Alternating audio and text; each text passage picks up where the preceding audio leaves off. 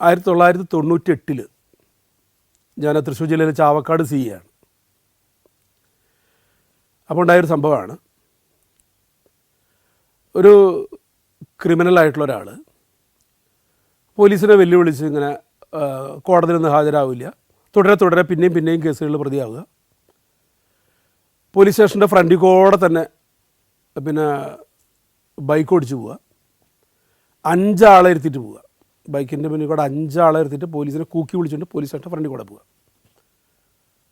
അപ്പോൾ അവിടെ നിന്ന് പോലീസുകാരൻ കൈ കാണിച്ചപ്പോൾ ബൈക്കിലിരുന്നിട്ട് ബുള്ളറ്റിലിരുന്നിട്ട് കാലുകൊണ്ട് എത്തിച്ച് ചവിട്ടി വിട്ടു.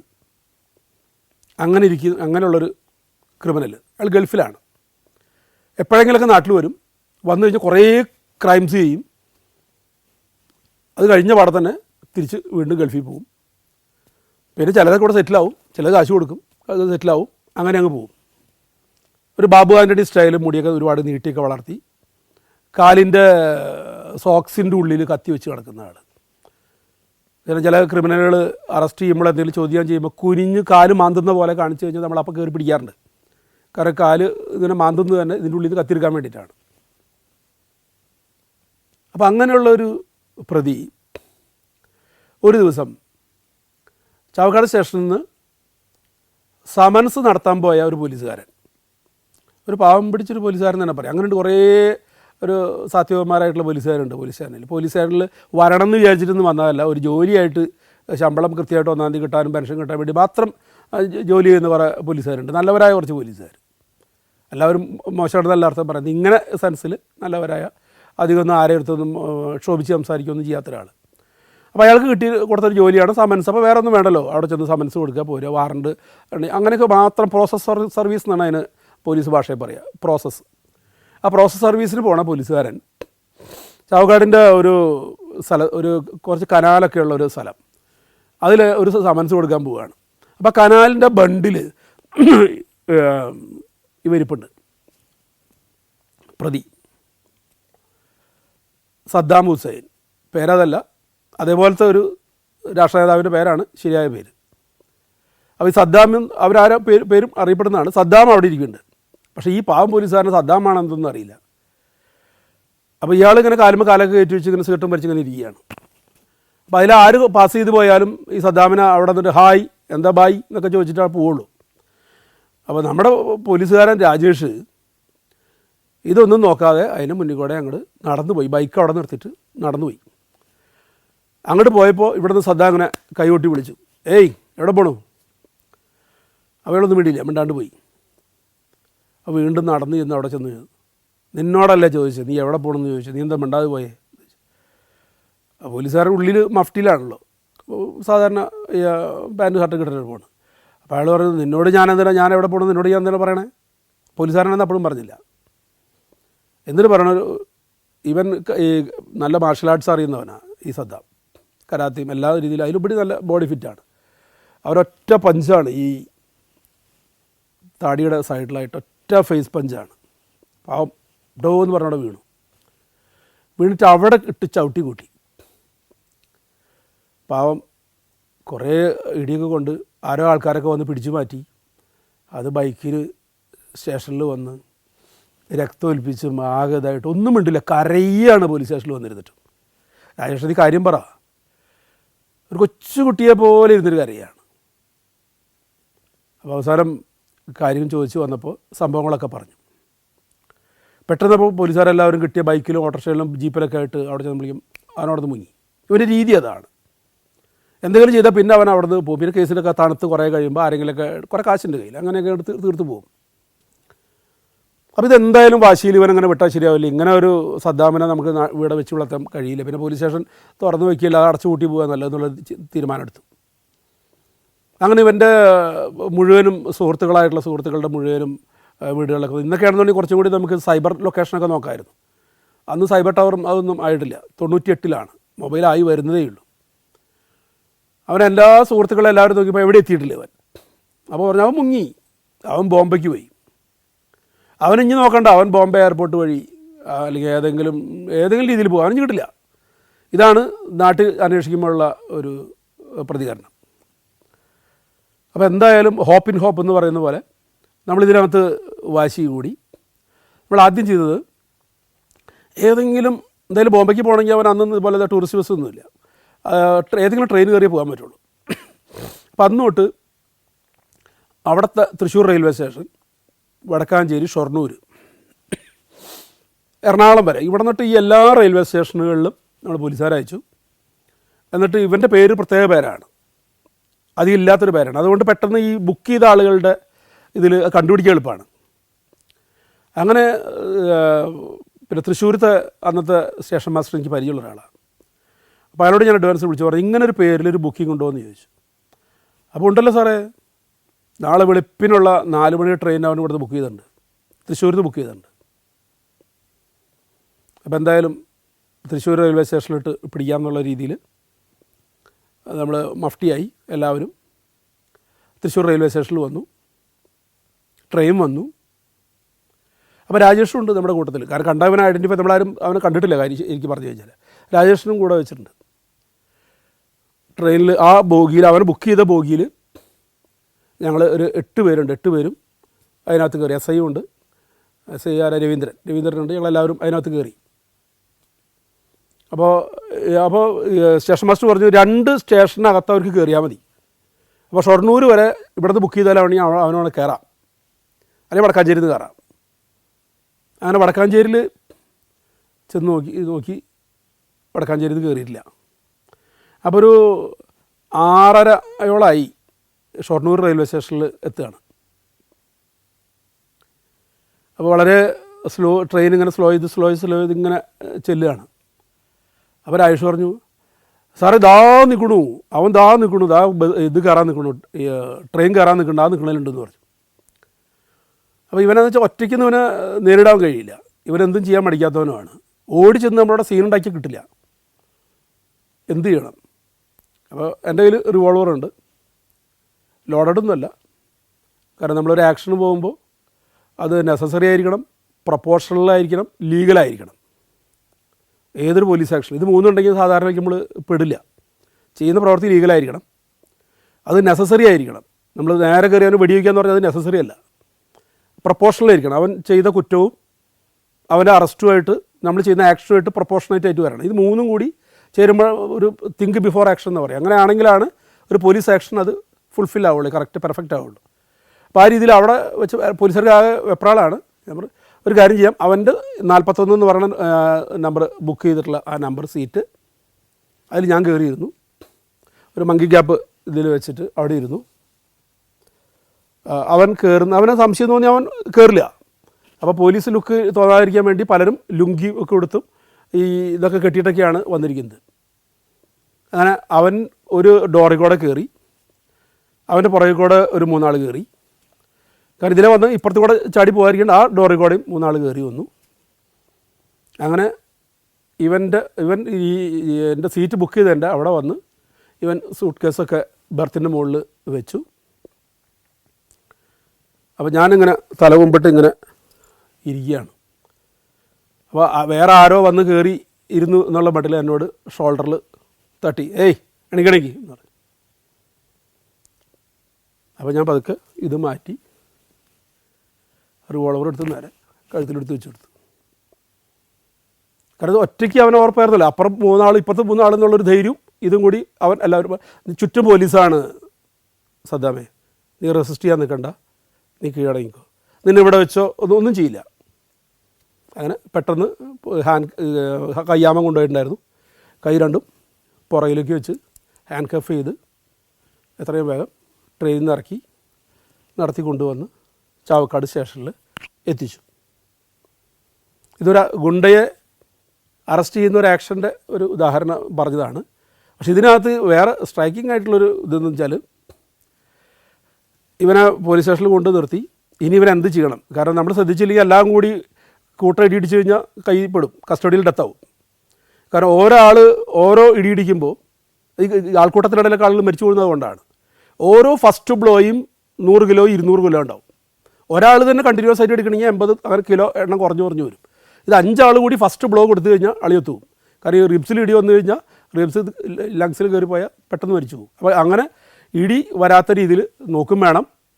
ഇവനെ ഇനി ചെയ്യാത്ത രീതിയിൽ നിയമപരമായിട്ടുള്ള രീതിയിൽ ഒപ്പം തന്നെ അവനൊരു പാടാവുന്ന രീതിയിൽ ഒന്ന് അവനെ ചോദ്യം ചെയ്യണമെന്നുണ്ട്.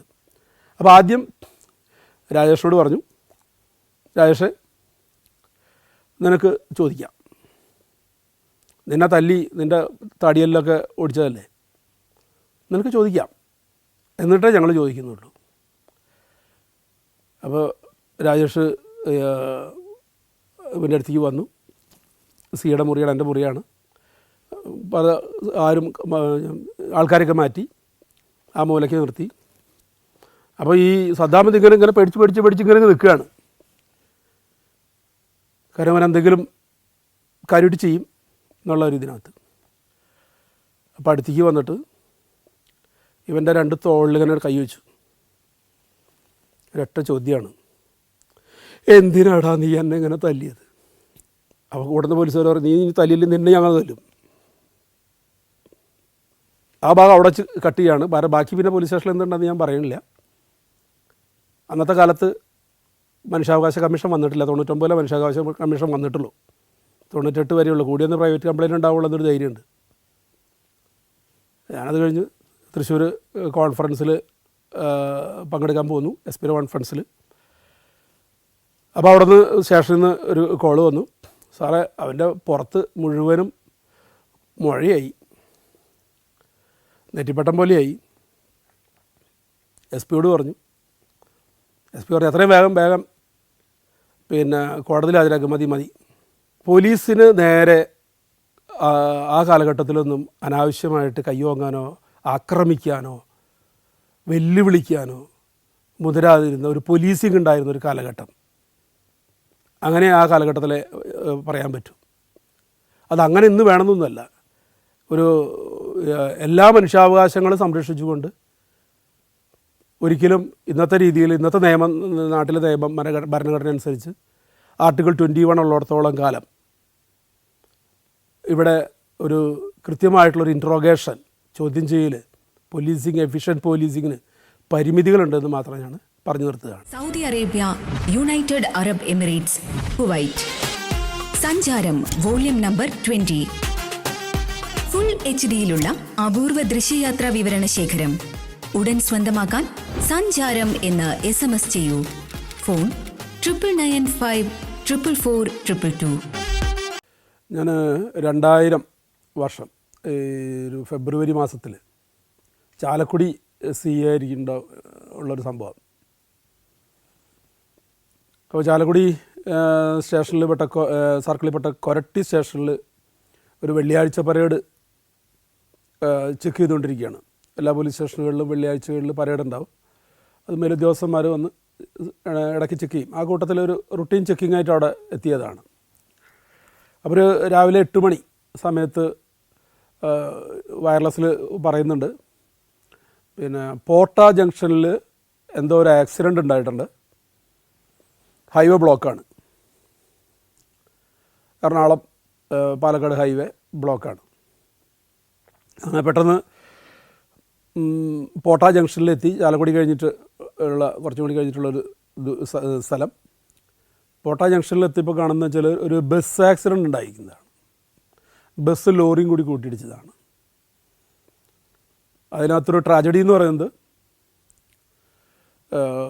3 പേര് മരണപ്പെട്ടിട്ടുണ്ട്. 3 പേരും ചാലക്കുടി സേക്രഡ് ഹാർട്ട് കോളേജിലത്തെ പെൺകുട്ടികളാണ്, ഡിഗ്രിക്ക് പഠിക്കുന്ന പെൺകുട്ടികളാണ്. 3 പേരുടെയും തലയിലൂടെയാണ് ലോറി, ഒരു വലിയൊരു പാഴ്സൽ ലോറിയാണ് അത് കയറി ഇറങ്ങിയിരിക്കുന്നത്. ഇതാണ് സീൻ. അപ്പോൾ വലിയ രീതിയിലുള്ള ആൾക്കൂട്ടമുണ്ട്. ഹൈവേ ഉപരോധിച്ചിരിക്കുകയാണ്. പോലീസിനെതിരെ പ്രതിഷേധം. അപ്പോൾ ചാലക്കുടി SI ടീം അവിടെ എത്തി. അപ്പോൾ അവരെ തടഞ്ഞു വെച്ച പോലെയാണ്, അവരെ ചോദ്യം ചെയ്തുകൊണ്ടിരിക്കുകയാണ്. കയ്യേറ്റം ചെയ്തിട്ടില്ല എന്ന് മാത്രമേ ഉള്ളൂ. അപ്പോഴാണ് ചാലക്കുടി CA എന്നുള്ള രീതിയിൽ ഞാനവിടെ സ്ഥലത്ത് ചെല്ലുന്നു. അപ്പോൾ സ്ഥലത്ത് ചെന്നപ്പോൾ എല്ലാവരും കൂടി എൻ്റെ നേരെയായി.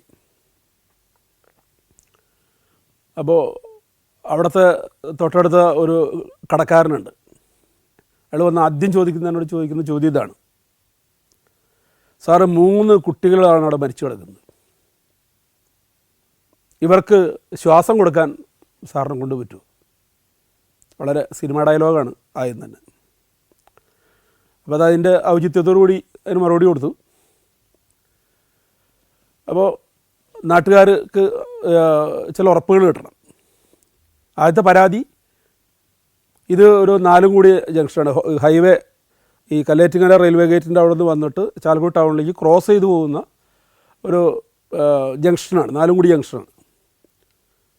അപ്പോൾ ഞങ്ങൾ കുറേ കാലമായിട്ട് പറയാറ് ഇവിടെ ഈ ജംഗ്ഷനിലൊരു ട്രാഫിക് പോലീസിനെ നിയോഗിക്കണമെന്ന്. അങ്ങനെ നിയോഗിച്ചിരുന്നുണ്ടെങ്കിൽ ഈ സംഭവം ഉണ്ടാകുമായിരുന്നില്ല. പോലീസ് വരുത്തി തീർത്തതാണ്. വളരെ രോഷാകുലരായിട്ടുള്ള ജനമെന്നൊക്കെ പറഞ്ഞ് ചാനലിലൊക്കെ വരുന്ന രീതിയിൽ വലിയ സംഭവം. ബോഡി കണ്ടു കഴിഞ്ഞാൽ ഒരു കുറച്ച് വിഷമമുള്ള ഉണ്ടാക്കുന്നൊരു സംഭവമാണ്. കാരണം വെച്ചാൽ ഈ പെൺകുട്ടികളുടെ ഈ തലയിലൂടെ ഈ ചക്രം ഇറങ്ങി പോകുമ്പോൾ ഈ ബ്രെയിൻ മാറ്റർ മുഴുവനും, തലച്ചോറ് മുഴുവനും ഈ തലമുടിയിൽ പറ്റിപ്പിടിച്ച് റോഡിൽ ആയിട്ടിങ്ങനെ വളരെ വികൃതമായ രീതിയിലാണ് ബോഡി കിടക്കുന്നത്. അതിൻ്റെ സീക്വൻസ് അന്വേഷിച്ചു, ചോദിച്ചത് എങ്ങനെയാണ് ഈ സംഭവം ഉണ്ടായത്. സംഭവം എന്താ വെച്ചാൽ ഇരിങ്ങാലക്കുട നിന്ന് ചാലക്കുടിക്ക് വരുന്നൊരു ബസ്, അത് ഇരിങ്ങാലക്കുട റെയിൽവേ ഗേറ്റ് എത്തിയപ്പോൾ, കല്ലേറ്റുങ്ങാര റെയിൽവേ ഗേറ്റ് എന്നൊക്കെയാണ് അവിടെ പറയാം, അവിടെ എത്തിയപ്പോൾ ഗേറ്റ് അടച്ചു, ബസ് അവിടെ പെട്ടു. അപ്പോൾ അതിൽ ക്ലീനർ ഈ ഇപ്പുറത്തേക്ക് കടന്നിട്ട് ഇവിടെ ഒരു ബൈക്കിൻ്റെ പുറത്ത് കയറി നേരെ ചാലക്കുടിക്ക് പോരുകയാണ്. കാരണം അതിന് മുന്നിലുള്ള ബസ് ഇവർ പെട്ട കാരണം കുറച്ച് പതുക്കെ പോകുള്ളൂ, ആളെ കളക്ട് ചെയ്ത് പോകും. അത് പോകാതിരിക്കാൻ അവൻ ഓടിക്കാൻ വേണ്ടിയിട്ട് ബൈക്കിൻ്റെ പുറത്ത് കയറി വന്ന് പോയി. അപ്പോൾ ചുരുക്കം പറഞ്ഞാൽ ബസ്സിൽ കണ്ടക്ടർ മാത്രമേ ഉള്ളൂ, കിളിയില്ല. അത് കഴിഞ്ഞ് റെയിൽവേ ഗേറ്റ് തുറന്ന് അപ്പോൾ ഫുൾ ലോഡാണ് ബസ്. ഫ്രണ്ടിൽ മുഴുവനും സ്കൂൾ വിദ്യാർത്ഥികളാണ്. കണ്ടക്ടർ ഈ ഇതിൻ്റെ കുറേ ഫുട്ബോളിൽ തൂങ്ങി നിൽക്കുന്നുണ്ട്. കുറേ ഇതിൻ്റെയൊക്കെ നടുവിലായിട്ടാണ് കണ്ടക്ടർ ഉള്ളത്. എവിടെയോ ആണ് കാശും പിടിച്ച് നിൽക്കുകയാണ്. അത് കഴിഞ്ഞ് ഈ ഹൈവേയിലേക്ക് ഇങ്ങോട്ട് കയറി വരുന്ന സ്ഥലത്ത് ഒരു ഹമ്പുണ്ട്, ശരിക്കും ഇങ്ങനെ സ്ലോ ഡൗൺ ചെയ്യിക്കാൻ വേണ്ടിയിട്ട്. അപ്പോൾ ആ ഹമ്പിൻ്റെ അവിടെ എത്താറാകുമ്പോൾ ഈ ഡ്രൈവർക്ക് ഈ ലെഫ്റ്റ് സൈഡ് കാണാൻ വയ്യ. കാരണം ഗ്ലാസ് വരെ കുട്ടികൾ തള്ളി നിൽക്കുകയാണ്. അപ്പോൾ അവിടെ നിന്ന് വണ്ടികൾ വരുന്നുണ്ട്, ഈ പാഴ്സൽ ലോറിയും വരുന്നുണ്ട്. അപ്പോൾ ഡ്രൈവർ എത്തി നോക്കിയപ്പോൾ അയാൾക്ക് കാണാം പാഴ്സൽ ലോറി വരുന്നത് കാണാം. അപ്പോൾ ഇയാളുടെ കണക്കനുസരിച്ച് പാഴ്സൽ ലോറി വരുന്നതിന് മുമ്പ് അങ്ങോട്ട് കിടക്കുക എന്നുള്ളതാണ് തിരക്ക്. കാരണം മുന്നിൽ പോണ ബസ്സുകാർ ആ ഒരു സ്റ്റോപ്പ് പിന്നെ ചാലക്കുടി ടൗണിലേക്കുള്ളൂ. ഒരു സ്റ്റോപ്പിൻ്റെ 3-4 ആളെ കിട്ടാൻ വേണ്ടിയിട്ടാണ് ഈ വണ്ടി എടുക്കുന്നത്. അങ്ങനെ അത് ഹൈവേയിലേക്ക് കയറലും ഈ പാഴ്സൽ ലോറികൾ, ഹെവി ആയിട്ടുള്ള വണ്ടികൾ ഒക്കെ പെട്ടെന്ന് ബ്രേക്ക് ചെയ്ത് കഴിഞ്ഞാൽ ഒരു നിശ്ചിത ദൂരം കഴിഞ്ഞിട്ട് സ്റ്റോപ്പ് ചെയ്യാൻ പറ്റുള്ളൂ, അല്ലെങ്കിൽ വണ്ടി മറിഞ്ഞു പോകും. അതുകൊണ്ട് അവർ ബ്രേക്ക് ചെയ്യില്ല. പരമാവധി വെട്ടിച്ച് ഒരു നോക്കി, പക്ഷെ നടന്നില്ല. നേരെ ബസ്സിൻ്റെ ഫ്രണ്ട് സൈഡിൽ വന്ന് ലോറി ഇടിച്ചു. ഈ അറ്റത്ത് ഈ വരാന്ത പോലെ ഇതുപോലുള്ള ഗ്രില്ലിട്ട ആ സ്ഥലത്ത് ഇരുന്നിരുന്ന കുട്ടികൾ ഈ ബസ് ഓളം വിട്ടിപ്പോൾ ബസ്സിൽ നിന്ന് തെറിച്ച് വീഴുകയും ആ തെറിച്ച് വീണ കുട്ടികളുടെ തലയിൽ കൂടെയാണ് ലോറി കയറിയിട്ടാണ് പിന്നെ കുറച്ചപ്പുറത്ത് പോയി നിൽക്കുന്നത്. പിന്നീട് അവിടെ അവർക്ക് സ്മാരകമൊക്കെ വരികയൊക്കെ ഉണ്ടായി. അപ്പോൾ ആ സംഭവം അവിടെ നടക്കുകയാണ്. അപ്പോൾ എത്രയും വേഗം ഇൻക്വസ്റ്റ് അവിടെ ചെന്ന് തയ്യാറാക്കിയില്ല. എത്രയും വേഗം ഇങ്ങനെ സാധാരണ നൽകി മരിച്ചു എന്ന് ഉറപ്പ് വരുത്തി കഴിഞ്ഞാൽ പോലീസ് ഇൻക്വസ്റ്റ് അവിടെ വെച്ച് തന്നെ നടത്തണമെന്നാണ് നിയമം. പക്ഷേ ഇങ്ങനത്തെ ഒരു സീനായതുകൊണ്ട്, ഇത് ഒരുപാട് ആളുകൾക്ക് മാനസികമായിട്ട് ഒരുപാട് വിഷമം ഉണ്ടാക്കുന്ന ഒരു സീനായതുകൊണ്ട് അത് ഉള്ളത് തന്നെ വാരി ഇത് ചെയ്ത് അങ്ങനെ നേരെ ചാലക്കുടി ഗവൺമെൻറ് ഹോസ്പിറ്റലിലേക്ക് മാറ്റി. എന്നിട്ട് ഹൈവേ ഒരു 10 മിനിറ്റ് നേരത്തേക്ക് റിലീസ് ചെയ്തില്ല. വേറെ ഒന്നുകൊണ്ടല്ല, ഈ തലച്ചോറ് പോയ ഭാഗങ്ങൾ റോഡിൽ പശ പോലെ പറ്റി പിടിച്ചിരുന്നു കഴിഞ്ഞാൽ അത് വെള്ളമൊഴിച്ച് ചൂലെടുത്ത് അടിച്ച് ഒരു ബാസ്ക്കറ്റിലാക്കി മാറ്റിയില്ലെങ്കിൽ ഈ കാക്കയും മറ്റ് പക്ഷികളൊക്കെ വന്ന് അത് എത്രയും വേഗം എടുത്ത് കുത്തി കുടിവെള്ളമുള്ള കിണറ്റിലോ മറ്റുള്ളവിടങ്ങളിലൊക്കെ കൊണ്ടുവിടും, അല്ലെങ്കിൽ തുറന്നിരിക്കുന്ന പാത്രം ഉണ്ടെങ്കിൽ അതിലേക്ക് കൊണ്ടുവിടും. ഇതറിയാവുന്നതുകൊണ്ടാണ് അത്രയും കൂടി ക്ലീൻ ആക്കിയതിന് ശേഷം മാത്രമാണ്. അപ്പോൾ ഈ കൂട്ടത്തിൽ വെച്ച് എന്നോട് ഡയലോഗ് ചോദിച്ച ആളോട് ഞാൻ ചോദിച്ചിരുന്നു, നിങ്ങളുടെ മറിച്ചൊരു ചോദ്യം ചോദിക്കുകയാണ്, ഈ കേസ് കോടതിയിൽ വരുമ്പോൾ ഇതിനൊരു FIR വേണം, ഈ ഉണ്ടായ സംഭവത്തിന് അതിനൊരു മൊഴി തരാനായിട്ട് താങ്കൾക്ക് പറ്റുമോ? എന്തുകൊണ്ടാണ് പറ്റാത്തത്? ഞാൻ തരും, ഞാൻ മൊഴി തരാം. എങ്കിലും നിങ്ങളിതാ ജസ്റ്റ് ഒന്ന് വണ്ടിയിൽ കയറും, നമുക്ക് സ്റ്റേഷനിൽ വരെ പോകാം, നിങ്ങൾ FI മൊഴി എടുക്കും. ആ ആളാണ് വിചാരണ വന്നപ്പോൾ ആദ്യം കൂറുമാറിയത്. അപ്പോൾ ഇങ്ങനെ ചാലക്കുടി ഗവൺമെൻറ് ഹോസ്പിറ്റലിലെത്തി, MLA ഇടപെട്ടു, എല്ലാവരും എത്തി. പിന്നെ എത്രയും പെട്ടെന്ന് പോസ്റ്റ്മോർട്ടം നടത്തുക. അപ്പോൾ 3 ഓഫീസർമാരെ ഡിപ്യൂട്ട് ചെയ്തു. ഒരു 1.5 മണിക്കൂർ കൊണ്ട് ബോഡി ഇൻക്വസ്റ്റിന് ശേഷം പോസ്റ്റ്മോർട്ടം കൂടി കഴിഞ്ഞ് 2-2.5 എല്ലാം കൂടി ഒരു 12 മണിയായപ്പോഴേക്കും എല്ലാ ഇതുകളും കഴിഞ്ഞ് ബോഡി ശവപ്പെട്ടിയിലാക്കി വീട്ടിലേക്ക് എത്തിക്കുകയാണ്. അതായത് 8 മണിക്ക് കോളേജിലേക്ക് ടിഫിൻ ബോക്സും ഫയലും പുസ്തകങ്ങളുമായ ഈ 18-19 വയസ്സുള്ള പെൺകുട്ടികളുടെ ഡെഡ് ബോഡി 12 മണിയായപ്പോഴേക്കും 12:30 ആയപ്പോഴേക്കും 4-4.5 മണിക്കൂറായപ്പോഴേക്കും വീട്ടിലേക്ക് എത്തുമ്പോൾ അവിടെ ഉണ്ടാകുന്ന മാതാപിതാക്കളുടെ ഒരു അവസ്ഥ. ആൻ ആക്ട് ഓർ ഒമിഷൻ, ഏതെങ്കിലും ഒരു പ്രവൃത്തിയോ ഉപേക്ഷയോ, നിയമപ്രകാരം ശിക്ഷാർഹമായ ഏതെങ്കിലും ഒരു പ്രവൃത്തി അല്ലെങ്കിൽ ഉപേക്ഷ, ഇതാണ് ക്രൈമിൻ്റെ ഡെഫിനിഷൻ. അപ്പോൾ ഇതിനകത്ത് ഇവരെ കൊല്ലണമെന്ന് ഉദ്ദേശമില്ല ബസ് ഡ്രൈവർക്ക്, പക്ഷേ ഒരു നെഗ്ലിജൻസ് ഉണ്ട്, ഒമിഷനുണ്ട്. അപ്പോൾ അത് വെച്ചിട്ടാണ് 304A വെച്ചിട്ടാണ് സ്വാഭാവികമായിട്ട് ഇതിൽ വരേണ്ടത്. പക്ഷേ ഇത് ഇത്രയും 3 ആളെയൊക്കെ കൊണ്ടായതുകൊണ്ട് സാധാരണ കേരള പോലീസ് 304 വെച്ചെടുക്കും. അങ്ങനെ 304 വെച്ച് FIR ഇട്ടു, ചാർജ് ഷീറ്റും കൊടുത്തു. പക്ഷേ അതിൻ്റെ പ്രോസസ്സിൻ്റെ ഇടയിൽ അത് സെഷൻസ് കോടതിയിലാണ് വരുന്നത്, അഡീഷണൽ സെഷൻസ് കോടതിയിലാണ് വരുന്നത്. മറ്റേക്കടി സാധാരണ മജിസ്ട്രേറ്റ് കോടതിയിലേ വരുള്ളൂ. അപ്പോൾ അവർ സൽമാൻ ഖാൻ്റെ ഒരു കേസുണ്ട് ബോംബെയിലത്തെ, അതിൻ്റെ വിധിയുടെ കോപ്പി എടുത്ത് ഹാജരാക്കി.